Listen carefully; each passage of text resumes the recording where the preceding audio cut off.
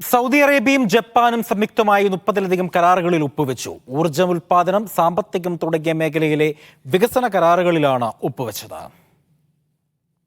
Saudi കിരീടാവകാശിയും പ്രധാനമന്ത്രിയുമായ Muhammad bin Salman രാജകുമാരൻ Japan സന്ദർശനത്തിന് ഈ ആഴ്ച പദ്ധതിയിട്ടിരുന്നു.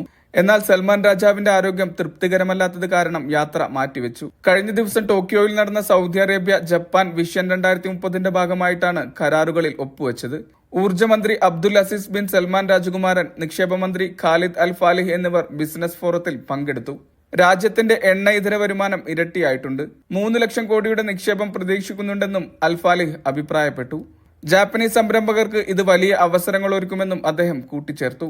സൗദി ജപ്പാൻ വിഷൻ 2030 ഭാഗമായി ഇരു രാജ്യങ്ങളും തമ്മിലുള്ള പങ്കാളിത്ത ബന്ധം കൂടുതൽ ദൃഢമാക്കും. ഉഭയകക്ഷി വ്യാപാരം, നിക്ഷേപം, സാംസ്കാരിക ബന്ധം എന്നിവ വർദ്ധിപ്പിക്കുകയാണ് ലക്ഷ്യങ്ങൾ.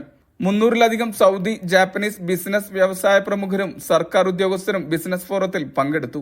ജപ്പാൻ വ്യവസായ മന്ത്രി കെൻ സൈറ്റോ സൗദി മന്ത്രിമാരുമായും സൗദി ബിസിനസ് എക്സിക്യൂട്ടീവുകളുമായും ഉദ്യോഗസ്ഥരുമായും കൂടിക്കാഴ്ച നടത്തി. ജപ്പാനിലേക്ക് ഏറ്റവും അധികം ക്രൂഡ് ഓയിൽ വിതരണം ചെയ്യുന്ന രാജ്യമാണ് സൗദി. കൂടാതെ ഊർജ്ജ സുരക്ഷയുമായി ബന്ധപ്പെട്ട ഏറ്റവും പ്രധാനപ്പെട്ട പങ്കാളികളിൽ ഒന്നാണ് സൗദിയെന്നും ചടങ്ങിൽ സംസാരിച്ച കെൻ സൈറ്റോ പറഞ്ഞു. Mishal Cherpulassery, media 1, Riyadh.